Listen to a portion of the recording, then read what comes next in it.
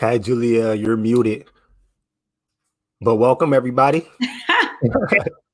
I'm muted. I jumped in there. We've been doing this thing for so long on virtual. You would think that, we get adjusted.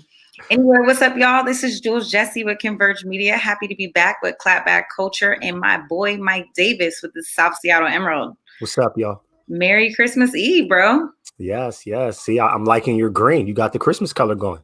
Yeah, and I got, this is one of the hoodies. I'm a part of an investment group in DC. And so me and my homegirls got these little custom hoodies. So I did a toy giveaway with my homegirl. We gave Ooh. some toys away to the kids in need back in the city. Oh, that's what's up. Could we see the hoodie? We can't even see the Oh, whole. I'm sorry. Hold on. Oh, see, it looked like polo at first. Okay. It says I'm a gold digger. Yeah. Oh, that's what's up. Yeah. So we have a special show for you guys, a Christmas Eve show. We're so happy to have our loyal followers up in here. So we might as well just get right into it unless you have some opening remarks. No, we got plenty to talk about. A lot of stimulus stuff. We got some Surgeon General getting on LeBron stuff. We got a lot to cover. We can jump right in. We do. So you guys make sure you tag and share this feed so other people can jump on the show. Pick up some merch and let's just get right into it. So first things first, let's go ahead and talk about the thing that's on everybody's mind. President Donald Trump rejects that $900 billion stimulus bill.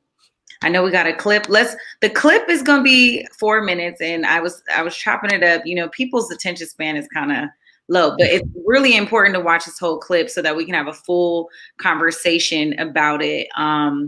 So we can dig into the details. I'm excited to hear your feedback on this, bro, because I'm gonna hold my tongue. I'm gonna hold my tongue. So okay. Big O, roll that tape.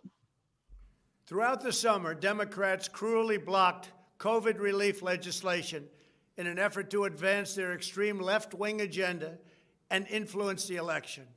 Then, a few months ago, Congress started negotiations on a new package to get urgently needed help to the American people. It's taken forever. However, the bill they are now planning to send back to my desk is much different than anticipated.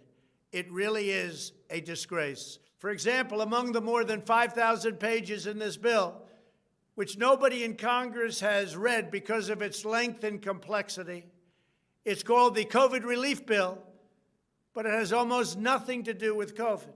This bill contains $85.5 million for assistance to Cambodia, $134 million to Burma, $1.3 billion for Egypt and the Egyptian military, which will go out and buy almost exclusively Russian military equipment, $25 million for democracy and gender programs in Pakistan, $505 million to Belize, Costa Rica, El Salvador, Guatemala, Honduras, Nicaragua, and Panama, $40 million for the Kennedy Center in Washington, D.C., which is not even open for business, $1 billion for the Smithsonian, and an additional $154 million for the National Gallery of Art.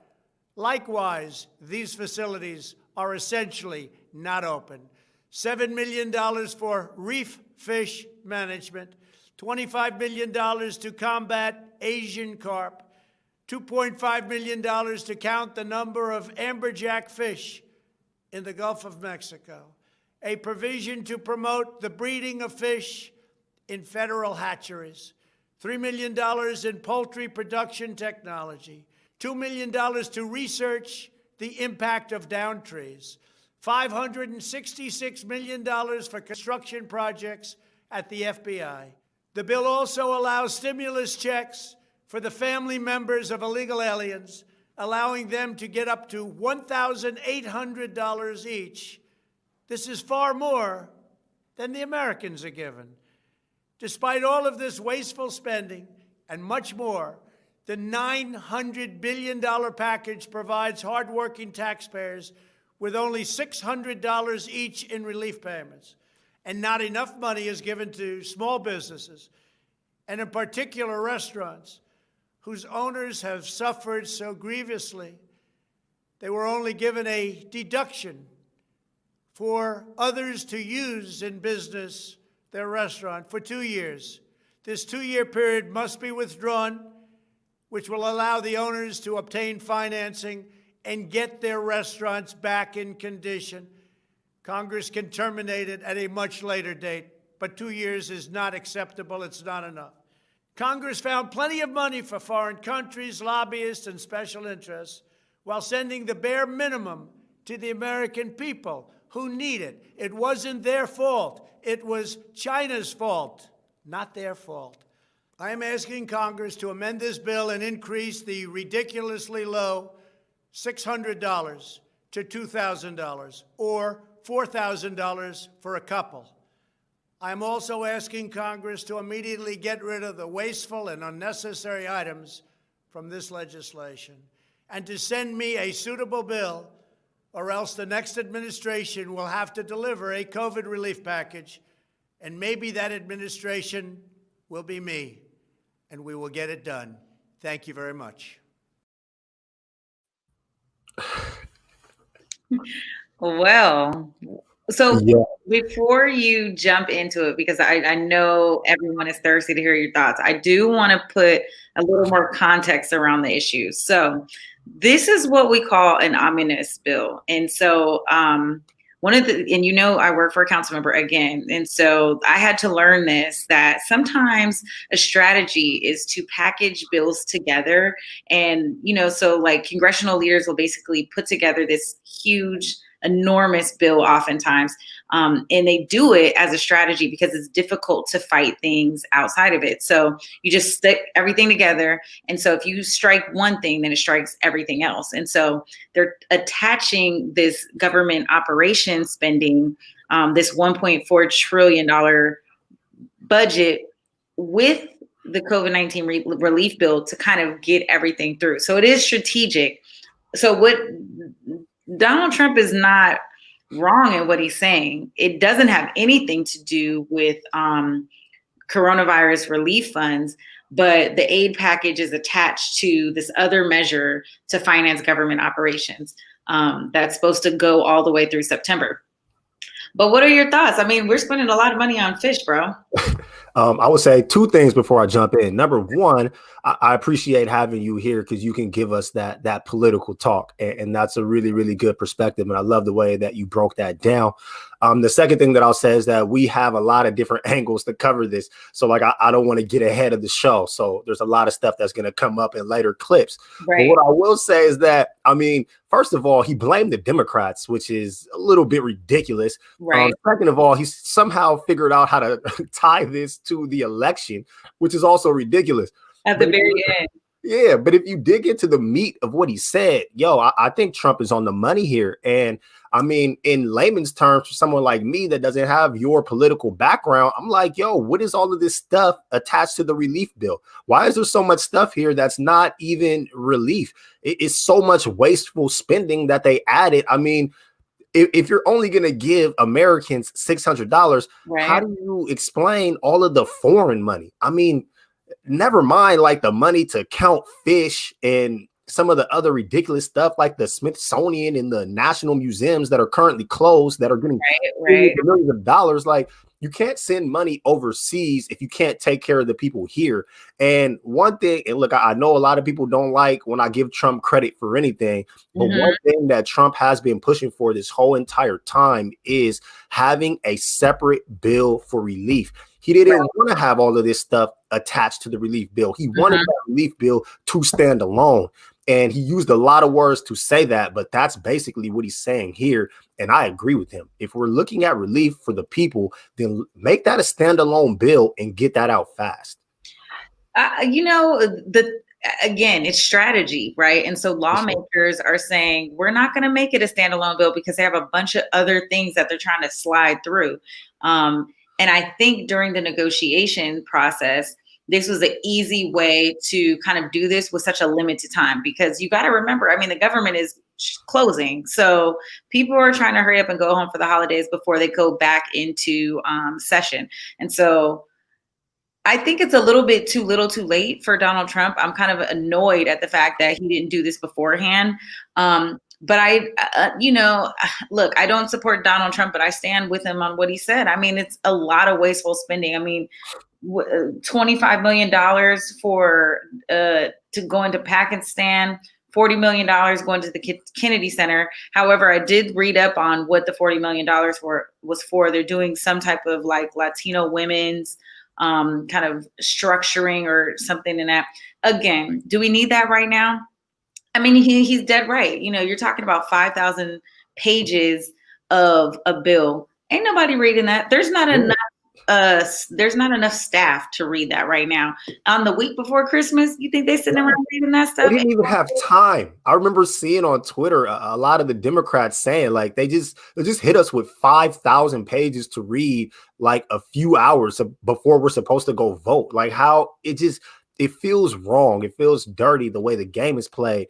And I remember my guy Dre's, who does a lot of stuff with like Black wealth here in Seattle, and he bounces to LA and stuff. But one of his big things about how to support the Black community is always finances and pumping more money. And one of the reasons why he says that is so that the Black community can have people to lobby. When I look at this bill, when I hear all of the stuff that just got thrown in on top of this, what I hear is the lobbyists, the people in Congress who are playing that extra game. It's the game within the game, and our community needs somebody to get in there. How come with all this ridiculous stuff, Black folks couldn't get nothing slid in there underneath the radar? It's crazy. We got money for Pakistan, but we don't got money for us. It makes no sense to me. I think it's an unfair representation of what the spending actually is, right? Because again, this is an ominous bill, so it's not.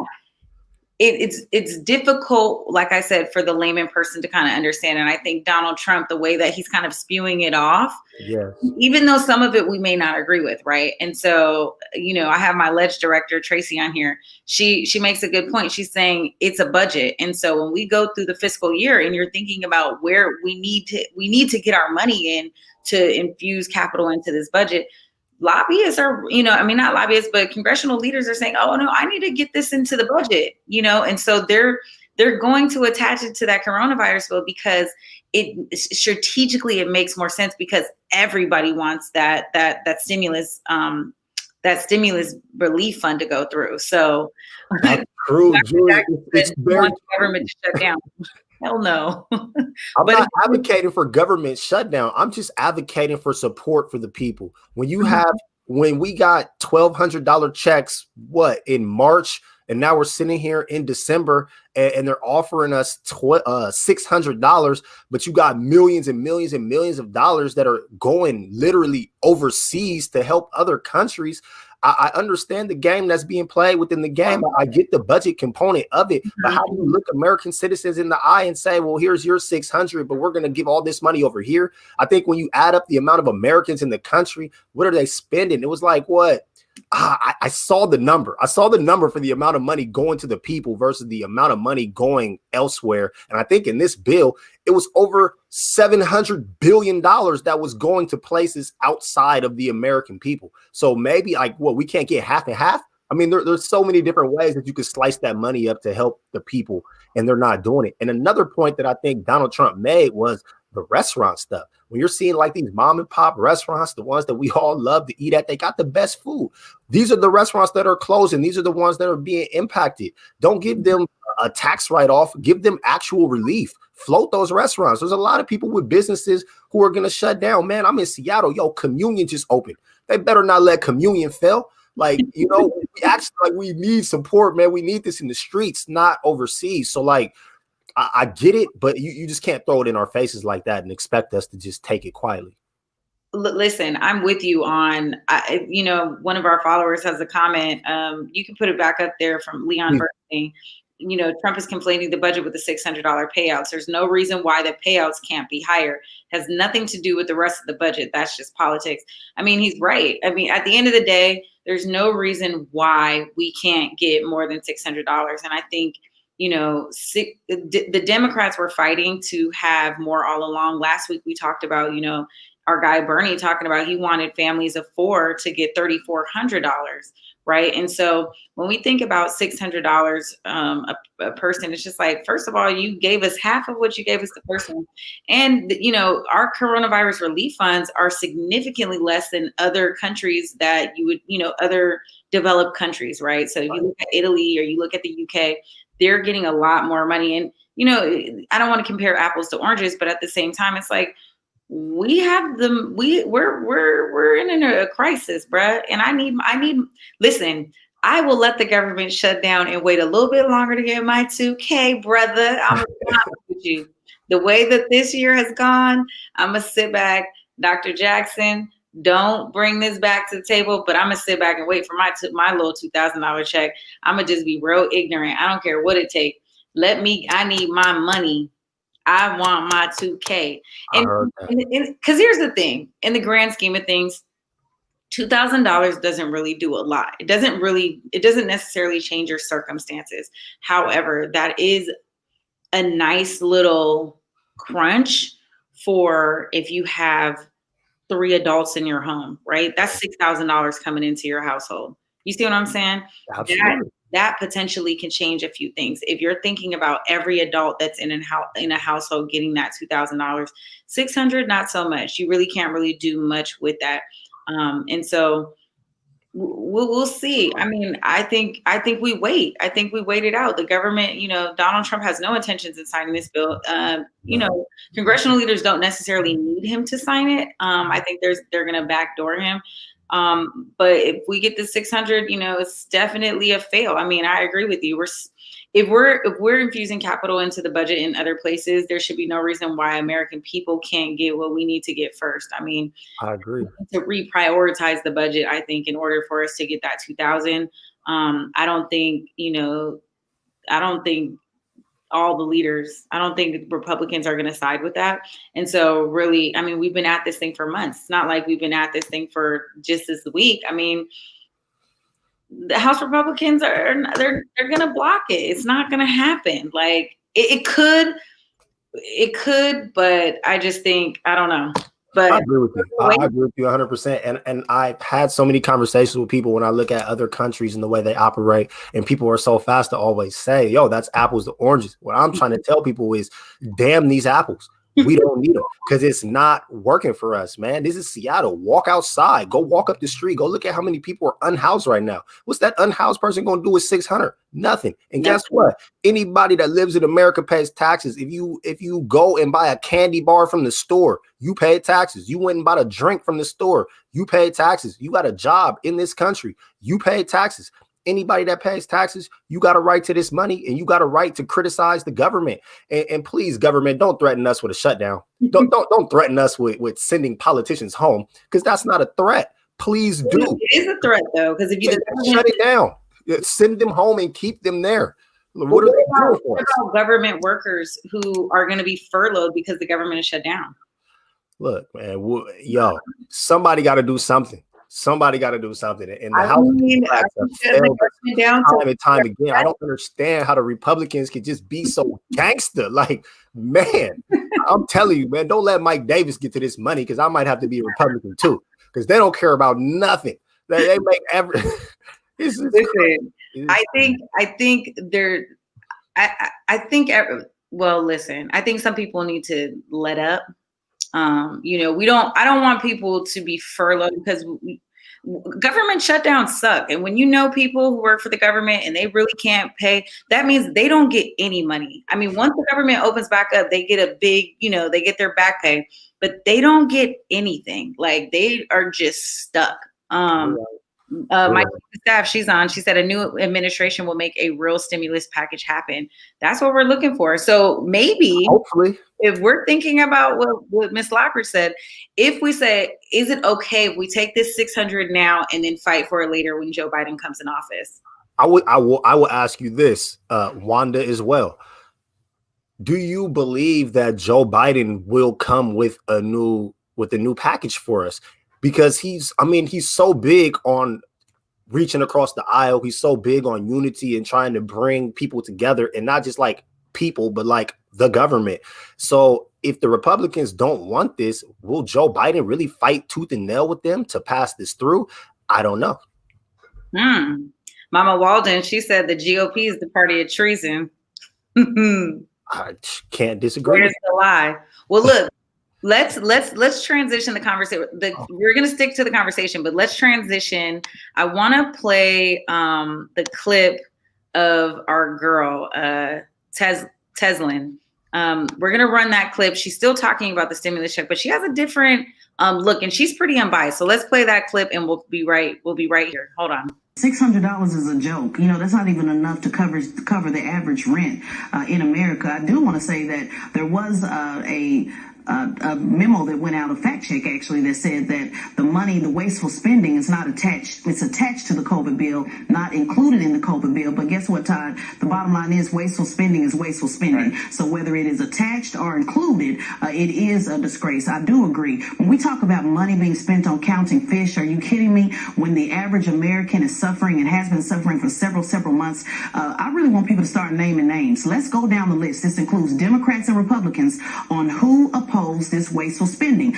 There's been a lot of spin blaming it on Democrats, Republicans, who wanted the 2,000 and who didn't want the 600. But I really want to know who was pushing money being spent on the Smithsonian. I don't think Americans have an issue with money being spent on the Smithsonian or counting fish if they were actually taken care of. Both things can be done at the same time, and that is really what the issue is. Well, so let's take a look at what's in it right now. You mentioned the $600 per person stimulus check, $300 a week in unemployment benefits, extension of the eviction moratorium, more funding for PPP, vaccine distribution funding. Teslin, who is in the toughest position right now, whether it be Democrats, whether it be Republicans, whether it be, Republicans running in Georgia right now, David Perdue, Kelly Loeffler, to see how they're going to vote on this, what they're going to do? And does the president deserve any blame for not being clear with what he wanted in this sooner?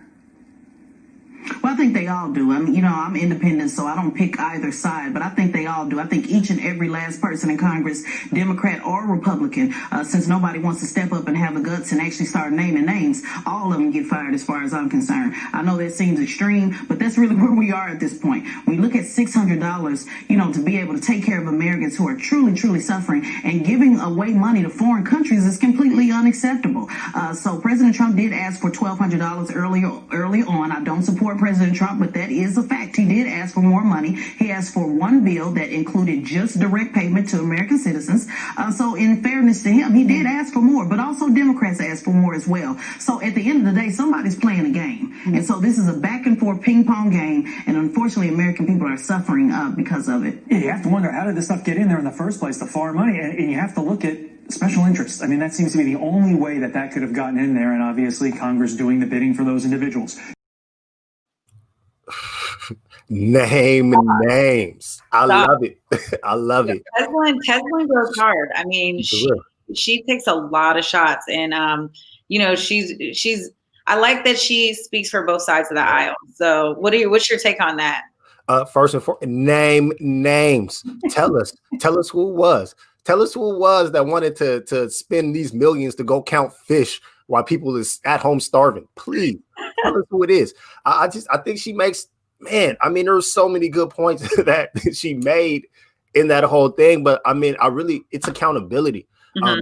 Tell us who it was. We want to know. We deserve to know, and I think she's spot on. And I think that it goes to what you said. Like, yes, there is a budget and but to the people, it just doesn't look right.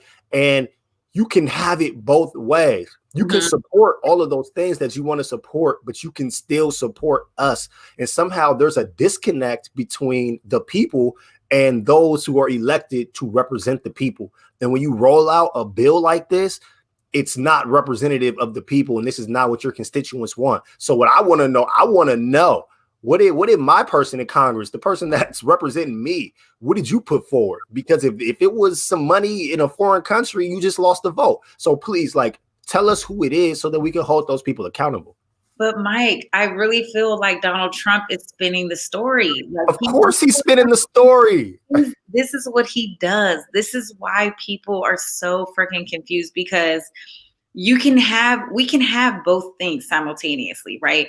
He instead of him presenting, having this press conference and presenting it instead of giving Americans $2,000. They're getting $600 because we want to count fish in the Gulf of Mexico. They're not synonymous with each other. And so he's using it as a media spin, and it's working, which to your point, it's good. It's good for him, right? Because he's just building more and more chaos. It's Trump being Trump. Like, I don't want our constituents to feed into the madness. Like, it's one of those things that we have to remember that the Democratic Party is fighting, and they are looking for ways to kind of make this happen. But this is what they came up with. They've made a decision that $600 is going to be $600. I'm not in agreement with that. But let's just say this. I don't think it's necessary for us to shut the government down in order to get the 2,000. But can we get the 600 and then get into this new administration, which is less than 30 days? And then, the grass is greener on the other side. What do you think, Mike? I know you're not hopeful the grass is greener on the other side. I would never believe the grass is greener if we're talking U.S. politics. But what I will say is, do I think Trump is being sincere in that press conference? Hell no, Trump's not being sincere. Do I think that Trump cares about whether people get sick? Of course he doesn't care. Yeah. He sat there and said something about hardworking taxpayers. He hasn't paid taxes in how long? Like, I understand the fallacy. I understand like how ridiculous it is for him to take that stance. I just can't argue with what he says. Like, if that's the case, split the bills. Let the relief be its own thing, and then let the budget be its own thing. But if you keep this together during the pandemic, we don't even have enough vaccination. Like, there's just so many layers of failure on our government to where we already don't trust them. And as far as the shutdown, I think the shutdown plays right into Trump's hands. I think he wants to shut down. I don't even think he thought that the 2,000 would pass in the House. I think he said it so that we could have this situation where he could veto and it could go into a government shutdown, because what he wants is to stay in office. And if he can't, he wants as much chaos as possible. And this is chaos. So this is what he wants. But it's hard to just say that he's flat wrong in this situation when, I mean, look outside, look at how we're living. He's confusing people. That's what he's doing. And I think he first of all, he's going against his own party right now, which is a strategy in and of itself. I mean, he's just causing chaos and confusion for absolutely no reason. Donald Trump, you're leaving the White House in less than 30 days. Step aside and let the grown-ups do what they need to do and go have your tantrum in your own. Step aside, brother. You know what I'm saying? And so I think he's just here to cause chaos and confusion. And I'm over it. I'm over it. Let's just end 2020. I mean, it wouldn't be 2020 if we weren't at this point. But I mean, we've been at it for months. I don't think it's necessary. I don't know. I'm just. I really do. I understand your point, and it's just hard because no matter how we slice it, 600 isn't enough. And I know that the Democrats had to go to 600 because the Republicans didn't want more. Even though Trump did say that he wanted more, his party did not want more. And at the end of the day, this has to get through Congress, and that's where we are right now. And the Republicans have already stepped up and blocked the 2,000 anyway. So like it's all irrelevant. But the point is, 600 was never enough, and it was going to be criticized anyway. But because the 600 got tied to all that other stuff, it just opened the door for Trump to come out and have that press conference. And to people sitting at home who don't really have a deep understanding of politics and how things work, everything that Trump says really feels like it's right on the money. So, I mean, it was calculated. It was meticulous. Yeah. And his party is leaving him. Like, they're not fighting for him. How often is that happening, right, on other issues, in that, we're speaking to a population that only has like a 5th grade reading level, where they don't understand the complexity and how government works. We don't even have civics in school anymore. And that's something that we talk about all the time, is getting people, a better understanding on how bills work, how a bill becomes a law, what does a budget cycle look like, and kind of having an understanding of that, and how can you be involved in that.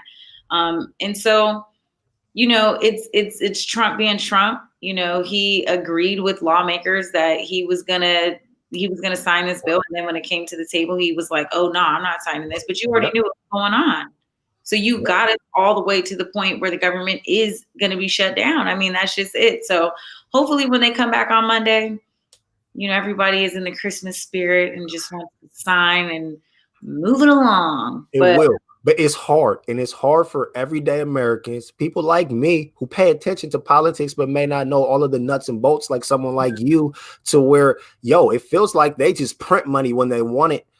When it comes to a corporate bailout, they're pulling money out from everywhere. When it comes to the defense fund, they got money for everything. But when it comes to me and my folks, they can't find nothing. We can have our $1 billion to count fish, okay? And we can have our $600 billion to get people to $2,000 checks. We can have both. And I'm in agreement with you. Like, I feel just like you. We can print, if we can print a check, we can print a check. I mean, if Donald Trump don't got to pay his taxes, we don't have, just give me my money. I need my $2,000 check, Mike. Cool. I need my money. I ain't rich yet. I'm down. It's hard out here. You know what I noticed too? This is off subject, but we have Christmas colors on. We do. That wasn't planned, you guys. It was not. But look, let's take a quick break and we'll be right back. Hey, what's up, everybody? It's your man, the Big O. Want to take a moment here, first of all, to say thank you for your support of Converge Media. We definitely wouldn't be here without you. Secondly, I want to thank everybody who is a supporter of Converge Media on Patreon. We definitely appreciate your support. And for those of you might not know, I'll let you know, we operate 100% off of donations. Some donations big, most donations small, but we love all donations all the same. If you haven't done so yet, I want to encourage you to go on our website to whereweconverge.com/donate and subscribe. You click on the Patreon link and you can subscribe for as little as $5 a month. There's higher tiers beyond that as well. And just know that your subscription literally keeps us on the air. Once again, want to thank you for all your support.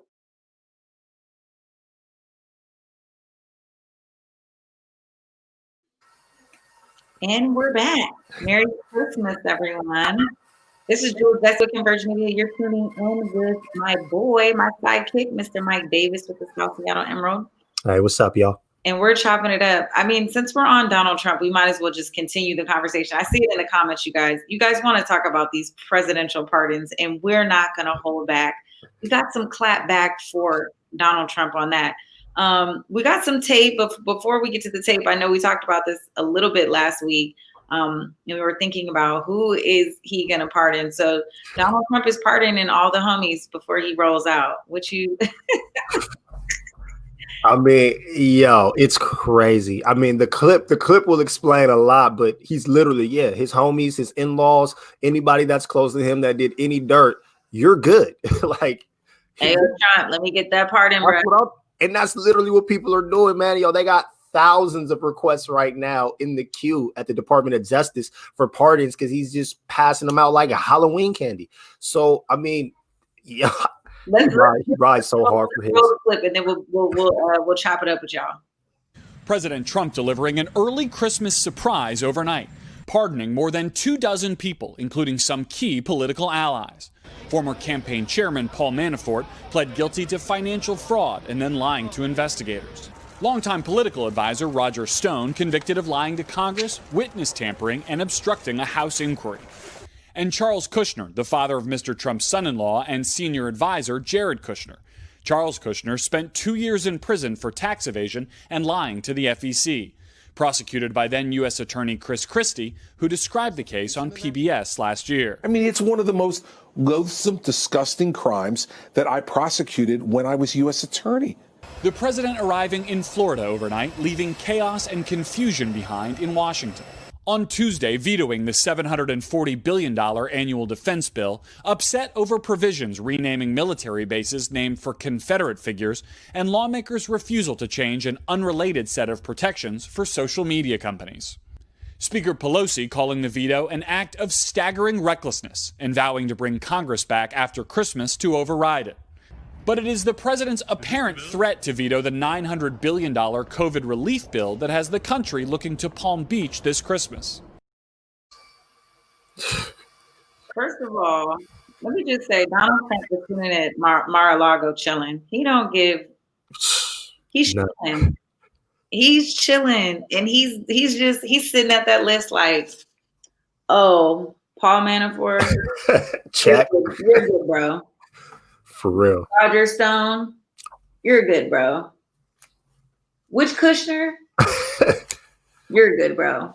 I mean, literally. But see, I didn't want to bring this up before the clip got played because I didn't want to jump into the conspiracy theories. But I really, really think that Trump came out and did that press conference talking about the 2000 to cover this up. Because it was like right on the heels of each other, like right when the news broke that he had just did 26 pardons. The next thing you know, he's on TV talking about he demands 2,000 for hardworking taxpayers, people that he's never cared about the whole 4 years that he's been in office, let alone all of the other years when he was a racist landlord and all. Like, he's never cared about the common people, but he cares about the common people now. It really just seemed like this was something that he did to shift the conversation so we wouldn't look at these pardons, because it's crazy. Like, literally, the homies, the in-laws, anybody that's done any dirt for Trump during his administration, you're good. Anybody that hid any money, anybody that did any backdoor payoffs on his behalf, all of those people are getting pardoned right now. Man, I know a couple of the homies that was sitting down with Paul Manafort. You know, Paul Manafort did go to jail for a minute. He was down at a couple of people was like, yeah, Paul Manafort down here with us. Man, I wish I could get a couple people on that list. That's what I can really say. I mean, you're supposed to play a different game. For real. Like, you do crimes for the president, you get pardoned. He is just so gangster, and it's not a good thing. But I just think about Joe Biden. I just need you to come with a little bit of spice, bro. Like, please come to the Oval Office with a little bit of heat, because you clearly can get away with it. Like, let's not play this song and nice dance anymore. You don't have to be so super bipartisan. Like, just come in and you could do anything. And yes, Wanda, they are all guilty. That's why he's giving them pardons. Pardon. I'm going to give you a pardon just in advance. I swear, Trump is running his administration the same way that I would run mine. It's just, I got different homies than him. I'm from a different circle than him.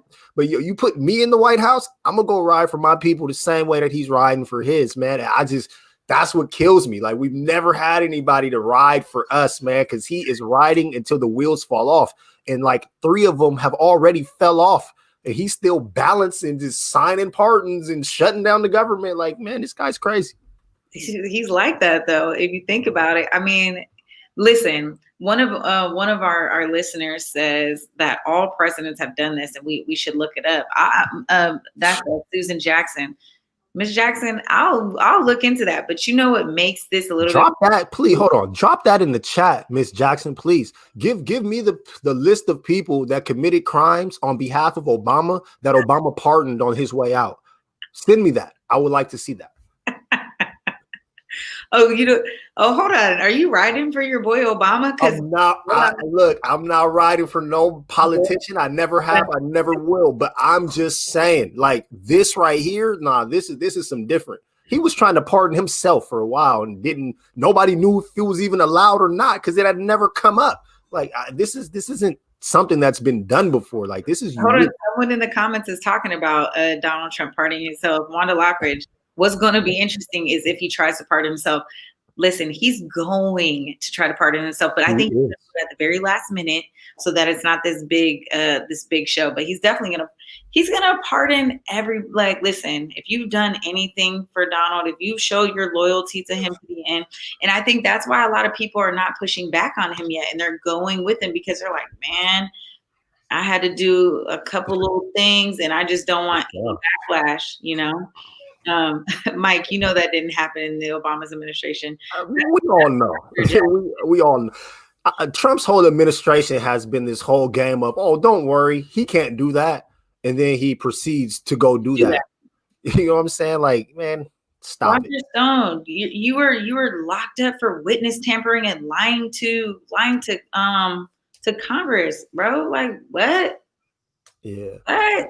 The funny part to me though about like Trump's crash and burn right now is that he rode for his folks to the bitter end, and I think that he expected them to reciprocate, and they are not. Like when Barr pulled back on the Hunter Biden stuff, and then all of a sudden he's resigning. Like that was bad. You're looking at Georgia and how they wouldn't like keep recounting the votes even when it was clear that Biden had won.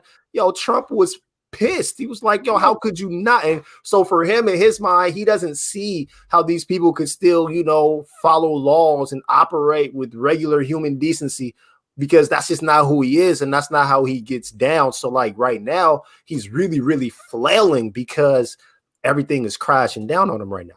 Well, a couple of the people went super hard for Trump because they knew he was going to give him a presidential pardon. So they were like, okay, I'll go sit down for a year and a half, 2 years until you jump out and pardon me.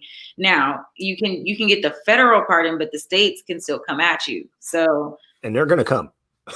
Listen, I feel like New York City is just sitting. The state of New York is sitting there like, okay, Donald J. Trump, let's get ready. Let's get all of the. They're waiting. I mean, you can run, but you can't hide. They're going to find something. They're going to find something. And listen, like I said before, I'm going to be sitting back, eating my popcorn, minding my business, and watching it all play out. Because while Biden's in office cleaning up this big mess, I'm going to watch his Twitter feed, because he's going to be tweeting until they slap the handcuffs on, for sure. Oh, he is. Oh, but he's hiding his money. Or not even really hiding it, but he's just storing it overseas. So he's putting his money up. He's going to be playing golf into the bitter end. I mean, do you think Donald Trump will ever see jail time? I mean, no, absolutely not. Absolutely not. That's the same thing that I said when he got impeached, and people kept saying that it was the end. And I was literally laughing in people's faces. Like, you think an impeachment? Do you even understand what an impeachment is? He'll be at work tomorrow doing the same stuff he's been doing. And it's literally what happens. Hold on, I'm reading one of the comments. Can we put on Leon Bernstein's comment? Hey, Bernstein, bro, Reagan got away with Iran and Contra. Bush got away with yellow uranium. Clinton got away with, well, we don't want to talk about that. And they got Lifetime movies about it. I mean, when you're the president, they really... there's nothing's gonna happen to Donald Trump. He's gonna leave office. He's gonna go sit back in Mar-a-Lago. He's gonna play golf all day long, and he's gonna be on Twitter going ham for sure. And then he's gonna run for president again, which is gonna be nuts. It is. Nuts. It is. He may not win, but he's definitely gonna run. And if he doesn't run, then he's gonna really push and infuse money into a candidate. So this isn't the last of Donald Trump. It's not the last of Donald Trump. He's really just woken up the monster that is Trump. He really, really loves the spotlight too. So I just can't see him going away quietly. Like, he's gonna be criticizing Biden just like he was criticizing Obama. Like he's gonna be he's gonna go back to being Donald Trump without having a filter. Like, being the president has made him have to like be kind of self-contained, a little bit more controlled. He's about to jump out here and be wild. Back to a private citizen? No. And I see your comment, Tracy. I know he was impeached, but not removed. But when you're in the streets talking like a lot of people didn't make that connection. A lot of people thought, oh, he's impeached, it's a wrap, but it wasn't. Oh, hold on. Okay, hold on, Miss Holland. Trump can't pardon his way out of that $80 million bounty on his head by Iran. Iran has 80 million people and is asking every citizen to contribute $10. Trump knows that money talks. That's his game. He knows they will want the money. Ooh, what type of threats is that? Hey, I didn't know he had that bounty on his head. But I didn't know he had that bounty on his head either. But man, former presidents get the Secret Service, so he's gonna have security for the rest of his life. Like, not if somebody wants him to be taken out, bro. You know how that go. 80 million is 80 million. I guess, but God, I would be pissed if they take him out after he's not president anymore. But Like, bro, we're really? also talking Like, about really? they go hard. That's like the Compton of the Middle East. They're going in. For real though, they're asking for $10 from each citizen. For real, bring that to America. Yo, I got 10 for you. Oh, hold on. Miss Lockridge said, let's talk about him leaving peacefully. Man, first of all, he's gonna leave peacefully. He's not gonna be escorted out. I don't think so anyway. You don't think so? No, hell no. I'm just hoping that he doesn't. Right now, he's doing all his kicking and screaming. He's gonna pack his bags. Melania is ready to roll up out of there. Barron is about to, skedaddle up out of there too. They're gone. They're probably already gone, bro. Like if you really think about it, they got their pardons, so they're good. I bet money that he's even going to the inauguration. He is not gonna be there. I'll take that bet. Take the bet, bro. He's bet lunch. Because I think he will, even at the end of so the first clip we played when he's talking about the budget and the spending, at the very end he throws in if he says like if I'm not president, right? Yeah. I'm like, bro, you said it, and he can see. Tried to slip it in there. Then he's like, the next administration will have to do it, and maybe the next administration will be me. Like, okay, dog. Bro, come on. No, it's not you. The next administration could be you, but not this next. Yeah, for real. Not 4 years from now next, bro. So I don't think he's gonna go. I don't think he's gonna go kicking and screaming. I think he's just gonna roll out. I think the Secret Service is not gonna play no games with him, and to be the president, I mean, it has, there's some je ne sais quoi about it, right? The people are not just gonna let him tear down the class. I agree with that. The president. I agree with that. It would be really bad optics on a global scale for him to literally be dragged out of office in front of cameras. Like, he's not gonna have that. Hold on. So you guys really think he's going to leave kicking and screaming? So I'm the only one who's taking my bet. I think he's not going to leave kicking and screaming. What does kicking and screaming look like? Like he was literally being escorted. Like they got him by the collar like this and they're just walking him out like. I don't think so. Hold on. He was planning to use military force to stay in power and implement martial law. They're talking about that. I seen that too. I have the balls to do it. I seen that too. I don't even think our U.S. military is going to do that, you guys. I'm telling you, once the inauguration happens, he's out of there. He's out of there. I hope you're right. The military is a part of me for the spectacle I would like to turn on him. I'm telling you, you got to think the military is unbiased. They serve at the pleasure of the president. And when he is not president and he's a private citizen, he's out. I agree with that, Julia, but look at he's been firing people at the Pentagon left and right quietly, just giving people the axe, bringing in his homies. So if he really wanted to try to make that move, I feel like he's low key trying to put people in place to do it. Not saying that he will, not saying that it will work, but I think there's merit to people being skeptical about it. Listen, Bernstein, you're with me, bro. He's going to end up storming out and giving a lot of dirty looks. Exactly. I'm telling you, he's not about that life. He is, but he's not going to be, he is being stripped of his power. You are no longer president. You're out. Like our military is loyal. They are very loyal. So I'm riding with our military. I don't think we're not going to see martial law. And I don't think we even have a good understanding of what martial law truly is. No. Let me write that down. We need to talk about that. We should. Because over the summer, I had some interesting conversations with people about martial law and what could and couldn't happen during protests. I think that's something good to cover. Oh, Dr. Jackson, like Trump, where are the boxes in the White House? He ain't taking nothing with him, but he's gonna be evicted. I'm telling you, they're gonna roll him out. Like he's out. It's not gonna be no questions. So y'all taking my bet? Look, when we come back, I'm taking it. What's up? I got lunch at Communion that says they're dragging him out of there. Listen, I'll win and lose that bet because I win it, but I want to eat there. So Communion is a Black-owned restaurant. For those who don't know, in Seattle in the Central District, correct? Yes. Amari told me about it, and I met the owners like kind of in passing by It's like next to the Liberty Bank, correct? It's in that building. Okay, yeah, in the Liberty Bank building. Yep. Okay, yep, a lot of history there, man. So that's dope. Yeah. Jules, my wife and I will treat you to dinner at your favorite restaurant if I'm wrong. Oh, dog, you think he's gonna be kicking and screaming? Well, I'll lose the bet because I'm hungry now. I feel it. Look, we're talking about commitment. I've only been there once since they've opened, and it was packed, and it's only takeout. Like, what's up, y'all? Like, you gotta ease up. Let your boy get in. Oh, hashtag communion on union. Oh yeah, I'm with that. What's up, hey, man? Y'all could come with us too. Maybe we do a clapback culture party at communion when the world opens. Well, listen, I can't even talk about the world being opened up because clearly I ain't sticking around nowhere.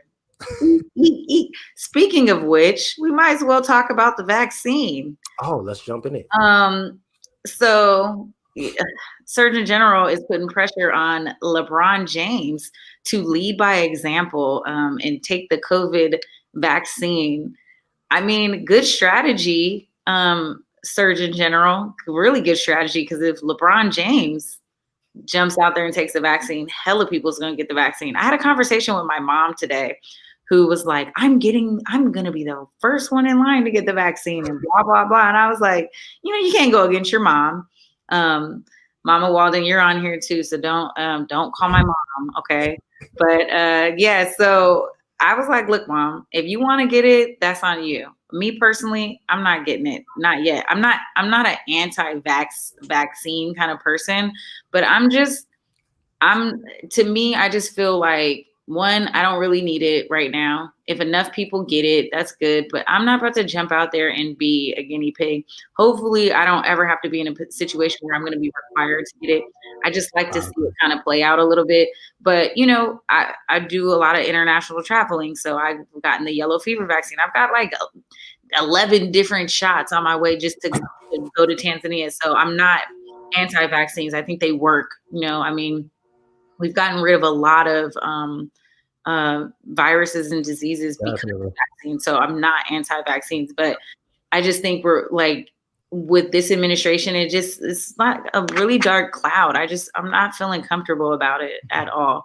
Yo, that's my thing too. Like I got 2 kids, man. Like, yo, I've gotten vaccinated. They go to school. They got to get vaccinated. I'm not against it, but I am against the rush of it. and I just feel like it came really, really fast. I think that it got approved for like emergency use, but it wasn't like it was like approved for just general use because there wasn't enough time to go through that specific process. I also, I work from home, and I know some people don't have that. And if you don't, I feel you, but I do. So like, I'm not really out here in these streets like that to where I think that I personally need to be one of the first to get the vaccine. Now, for as far as the Surgeon General, Brother Jerome Adams, I get your strategy. I really, really do. But I think that what would be more effective than trying to get celebrities to lead Black folks by example in getting vaccinated, I think a better thing for you to do would be to address the racism in the U.S. healthcare system. Maybe if Black folks were able to trust doctors, Black folks would be out here getting vaccinated. Maybe if Black women didn't die at the highest rate during childbirth, maybe if we didn't always have so many stories of Black folks going to the hospital with pain and being ignored because white doctors believe that Black people have a higher pain threshold. Maybe if Black folks have more access to healthcare and we didn't live in a country that tied your healthcare to your job and we had access to medicine. Because, I know a lot of Black folks that use hospitals as a last resort. People get hurt. Don't call that ambulance. I can't afford that. People get sick. I ain't going to the doctor. I don't got no money for them people. Yeah, that's how we feel about the medical industry. You want Black people to get vaccinated. How about you address that instead of trying to trot out a celebrity to try to trick us into it? How about you remove the racism from your system? How about that? I remember they were just telling LeBron James to shut up and dribble. Now they're trying to tell him to shut up and take the vaccine. Come on, man. Miss me with that, brother. I can't even believe it's a Black Surgeon General that was tone deaf enough to step out here and put his face on this. That's ridiculous to me. So, it's not about celebrities. It's not about influence. It's about the medical industry in itself. It's not even about Tuskegee. There's been so much racism in the hospitals since then. That's the reason why Black folks don't trust your vaccine, because we don't trust your whole industry. And you haven't given us reason to trust you. So that's what I would say to all that. Well, welcome to the show, Mike Davis. It took you a while to get here, but I'm glad you're here, brother. We should have talked about this first.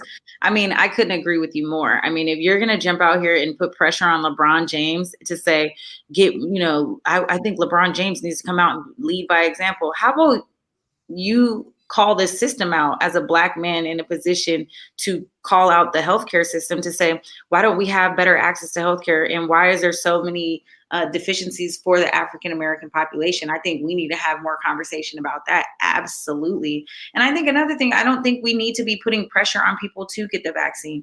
I think if we had more Black physicians or more Black doctors and nurses having conversations with their patients and getting people a little bit of a better understanding of saying, okay, this could be something that's beneficial to you, or this could be something that's not necessarily for you, and allowing people to kind of gradually grow into what they want to do. I don't think it's absolutely necessary to put the pressure on people via social media, through Black celebrities. I mean, it just feels like pandering all over again, and it's making people push away that much more. You don't think LeBron James heard your call to action, bro? Like, he heard you. He didn't respond to you because of that. LeBron James is not jumping out there to get a vaccine, and he's definitely not going to use his celebrityism or his popularity to push people to go do something that he doesn't even know about. So I think it's off base. I think he's kind of out of pocket for doing that. I think if he really felt like that was something that LeBron James or even like Jay-Z or Beyonce or, any one of our Black celebrities, you should be trying to figure out how to call their camp and having a conversation with them to say, hey, I want you to come have a conversation with these doctors and scientists and talk about why the vaccine is important. And kind of have those kind of exchanges so that we have these kind of real conversations about our healthcare system at the table. So I'm with you, Mike Davis. I'm with you 100,000% on this. I think it's absolutely pandering, and I'm over it. I'm just over all these people doing that. I'm just not getting the vaccine, son. And I don't even want to talk about why I'm not getting it. I feel it. I don't even like the idea of trying to have LeBron James have to get vaccinated on TV. Like, for real? Like, he has to get vaccinated in front of cameras. Like, come on, man. If he gets it, he gets it. If he doesn't, he doesn't. I just don't really think that should be, that's not our business. Well, it's also kind of how like Dr. Fauci was like, oh, I want African Americans who are skeptical about the vaccine to know that a Black scientist is she was at the forefront of creating it.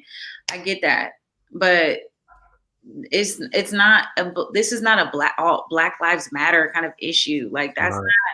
It just feels out of touch. It does. And this comment that we got on the screen right now, like, yes, we understand that these communities have been hit the hardest by the virus, but do we need a basketball player to be our savior? Is that what we really need? Like, is a basketball player, you're going to round up a bunch of rappers? And no, we don't need entertainers.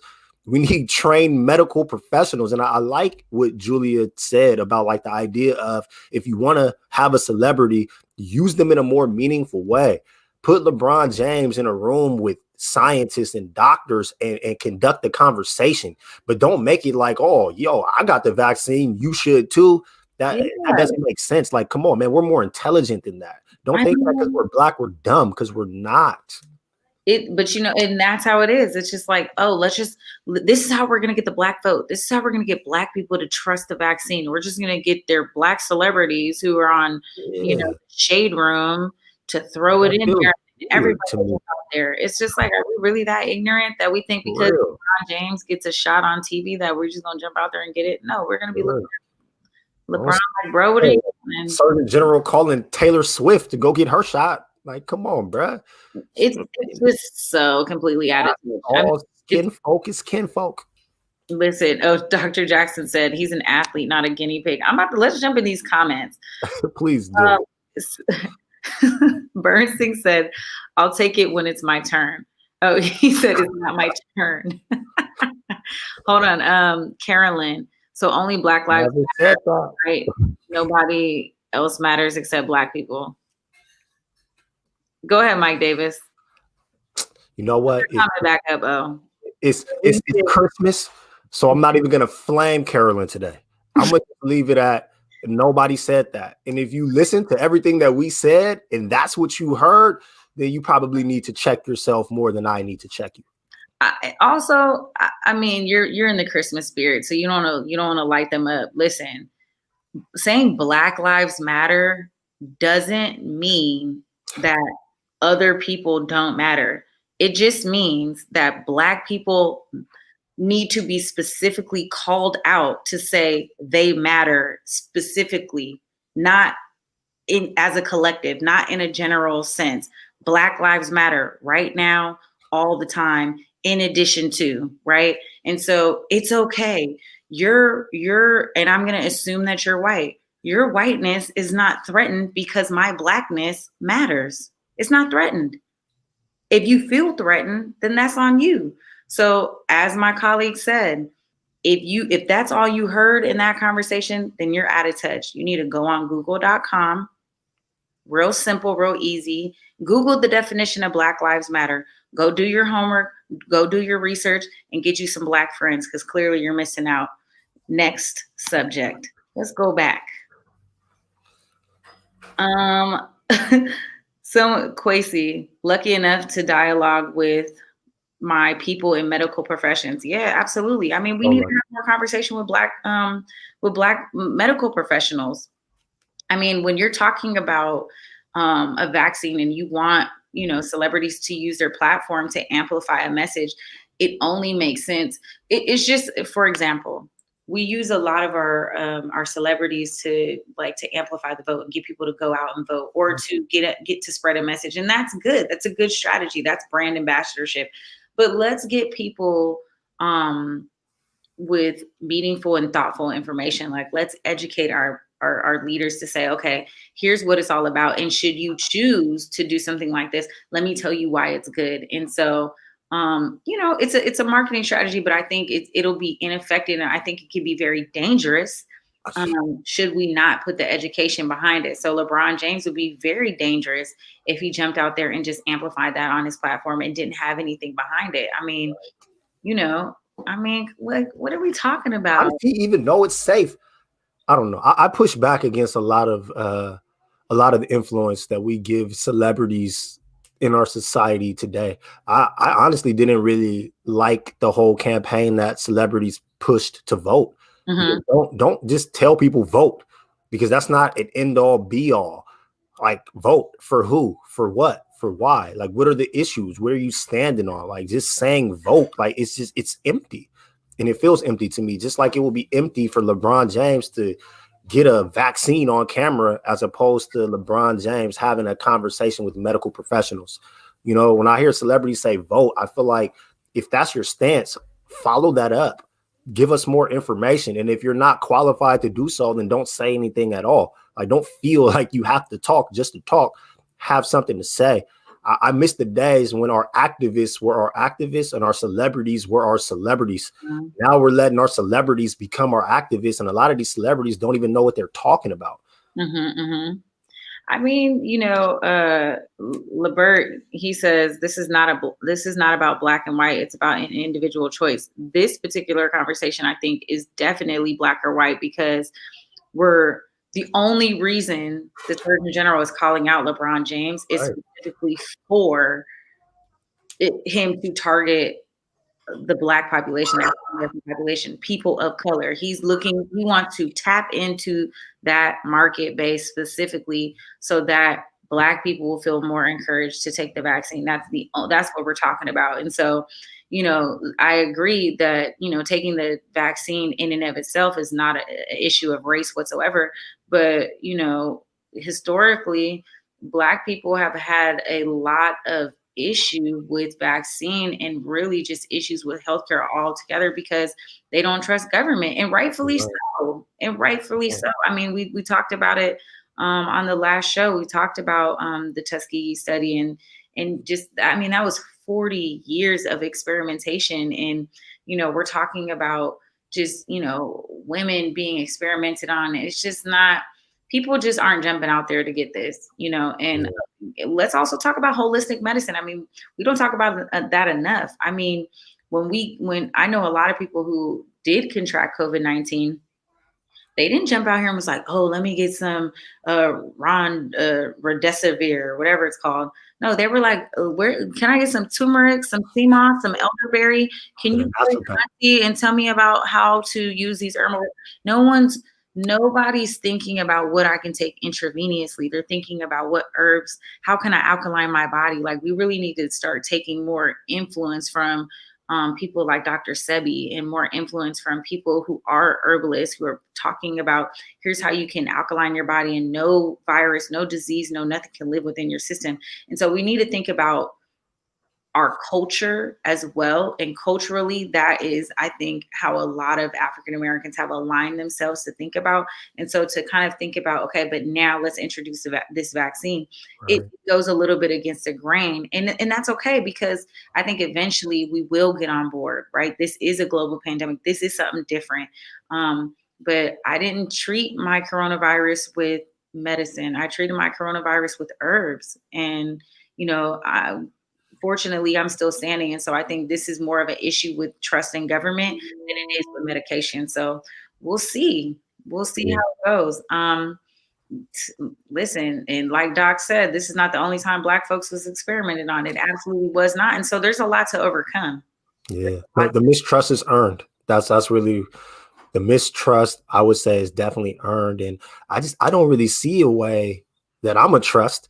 I mean, when you look at the past, we could talk about all that history and all of that is true. All of that is valid. I also don't like how tied to money the medical industry is. Our hospitals are run as businesses. They're not there to make you better. They're not there for wellness. They're there to make money. So when you have these institutions that come down to dollars being made, I don't trust a corporation with my health. And that's what health is in America, just like education and plenty of other things that probably shouldn't be so tied to making dollars. So listen, we have to look at it that way. We do have to look at big pharma. I think additionally, what we need to look at too, and we'll talk about this on our next show, is big pharma and just all of the money that's tied into this thing. But Bernstein, I'm with you, bro. He's saying basically that it wouldn't work, that people die if they get the virus. But this is the thing. The vaccine, if you already have COVID and you get the vaccine, you're not getting cured from coronavirus. But I think what needs to be played more in the media is they're really pushing, and it's like you said, Mike, they're really pushing kind of this empty idea of like, get the vaccine, like, trust it, get it. But they're not really putting any education behind it. There's really, we could do a easy 1-minute tutorial video to say why it's beneficial. What is it going to do? What are the side effects? What are the myths? Like, what can we like, where's the research and the case study? I mean, if I think about my uncle who passed away, he was a physician. He went to Meharry Medical School, which is a Black medical school. If my uncle was still alive, he'd be like, we not getting that. Because it typically takes, I think, 2 to 3 years for them to do a case study. So we're talking about, I get it. We're in a position where we don't have that much time, but at the same time, I'm going to let it breathe for a couple years. I'm not against the vaccine. Sorry, that was a double negative, but I'm not against the vaccine, but I'm against getting the vaccine right now. And anybody who so chooses to jump out there right now, God bless you. I mean, if you can get it, that's going to be a whole nother thing. We're talking about hurrying up, get it. Where can you get it? You can't, not yet. It's not even here for us yet. But I do think it's interesting. Like, we don't know the long-term effects of the vaccine. We don't even know the long-term effects of COVID yet. Like, all of this stuff is happening right now in our faces in real time. So people have to make the best decisions for themselves, man. And yeah. Man, look, I'll end on this note. They were talking about pushing a bill in DC for children to be able to give their own consent to get specific vaccination. So 11 years old, as young as 11 years old, could give their own consent to get their vaccine. So you just think about your 11-year-old son or daughter going to school, and healthcare professionals are at the school like, okay, little Joey, do you want to take this? Do you want to get this shot today?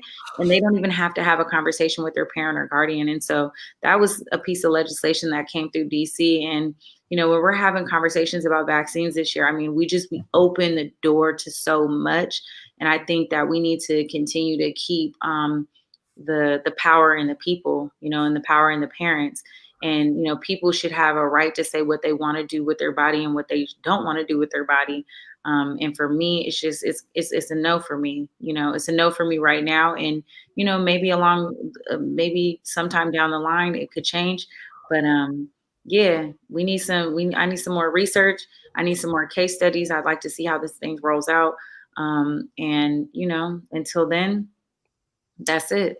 I agree. I guess before we get out of here too, I'll just say I think it would be interesting as well to have a conversation on just societal norms in America. I feel like our country, like the backbone of our country, is this idea of freedom and liberation and people being able to do what they want and this and that. And I'm just curious to see, like, with the whole mask wearing thing, like, are we really in a place where we're willing as a whole, as a people, to say this is something that we're willing to do socially? Because right now it's like hit or miss, but there are countries where that's just a thing. If you're sick, you wear a mask. You see, like in a lot of the Asian countries, or you go to like the international district, when people are sick, they'll always wear a mask because that's their culture. Are we willing to let that into our culture? And a more bizarre thing is like hand washing. I never thought that this is a thing that would have to be discussed, but like, are we willing to let frequent hand washing into our culture? Because people are literally rebelling against wearing a mask and washing their hands. It's crazy. It's crazy. But the vaccine is the answer. Yeah. You'll take that vaccine, but you're scared of hand soap. That's a really interesting thing, for real. And this guy Jerome Adams, who went at LeBron, I think a better bet would have been to call somebody that plays for the Atlanta Hawks, man. Because in Atlanta, they don't care about the virus, man. Get some of those NBA guys on your side, man, because they need the vaccine first. You know what? You're going to stop coming for the ATL, bro. You're going to stop coming for the ATL. Well, look, you guys, we're a little bit past our time. We appreciate you guys tuning in. Thank you for tuning in for our holiday special. Shout out to everybody who's celebrating Christmas, Hanukkah, Kwanzaa, all of those holidays that are coming up, or not celebrating any holidays. It's just nice to, enjoy this time of the year. So we appreciate you all tuning in. Please don't forget to donate at whereweconverge.com/donate.